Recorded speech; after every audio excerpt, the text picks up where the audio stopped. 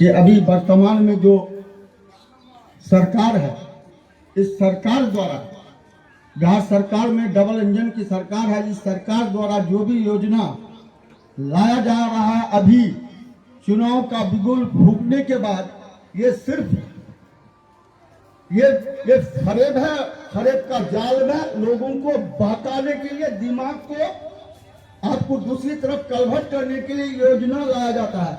आप थोड़ा दिमाग पर जोर दीजिए कि आपके यहाँ उज्जवल योजना के नाम पर भारत सरकार का मुख्य सचिव आया। जिस वक्त आपको उज्ज्वला योजना के से पहले आपको सिलेंडर 500 रुपया में, 400 रुपया में मिल रहा था, आज उज्ज्वल योजना के नाम पर 1100 रुपया ले रहा है। आप उसकी तरह से आप अगर देखिएगा कि अभी परिमार्जन के नाम से ये शिविर रखा जाता है सभी पंचायत को, लोगों का ध्यान भटकाने के लिए। आप थोड़ा सा दिमाग में जोड़ दीजिए, परिमार्जन का काम 12 महीना 365 दिन होगा। इस पर कहीं लगाम नहीं है, कहीं रोक नहीं है, कहीं ठोक नहीं है।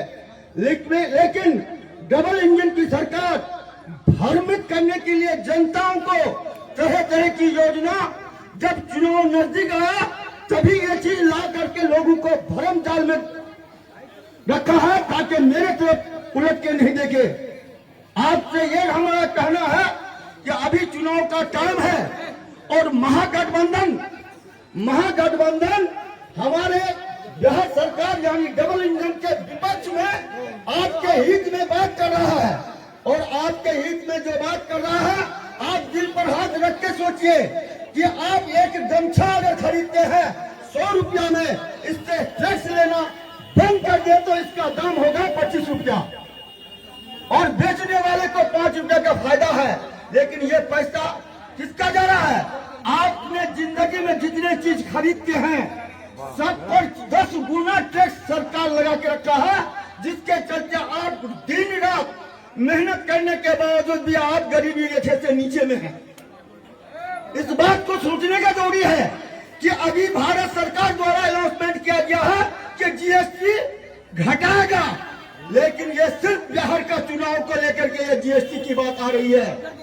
अगर जीएसटी अगर घटाना ये है तो आज पेट्रोल जिस दाम में मिल रहा है उसका आधा में आना चाहिए, 40 से 45 रुपया लीटर में आना चाहिए।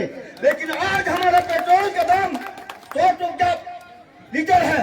लेकिन ये भरम जाल दिल्ली में जब विधानसभा हो रहा था वहां भी आपका डबल इंजन की सरकार भ्रमित करके जनता को बहकाने का काम किया और जनता बहक भी किया लोभ और लालच में। एक बात याद दिलाना चाहते हैं जो लोग पढ़े लिखे हैं कि 4था क्लास के किताब में पढ़े थे इतिहास में कि जिस देश का राजा अपने जनता को मुफ्त में खिलाएगा, मुफ्त में पालेगा, वो राजा भी खत्म होगा, वो देश भी खत्म होगा। इसीलिए हम 5 किलो अनाज के पीछे, मुफ्त के पीछे भ्रमित होकर के मेरी घर की माँ बहने ई श्रम कार्ड बनाने जा रहा है, बोले टाका मिलेगा क्या? जीविका दीदी को इलेक्शन नजदीक आने के बाद आपने घोषणा किया कि हम 10,000 रुपया उसके खाता में देंगे, 2 लाख टका रोजगार करने के लिए देंगे। क्या आज से 1 साल पहले नहीं किया जा सकता था? यह सिर्फ चुनाव का एक प्रचार है, इस प्रचार से बचना चाहिए। अभी फिर पंचायत स्तर पर शिविर लगाया जा रहा है तरह तरह के नाम पर, राशन कार्ड के नाम पर। क्या हमारे बिहार सरकार का लेसी सिंह मुख्यमंत्री का जो करीबी आदमी ये आपूर्ति विभाग का मंत्री है और मेरे जिला के हैं, क्या राशन कार्ड बनाने का प्रक्रिया 365 दिन है या नहीं?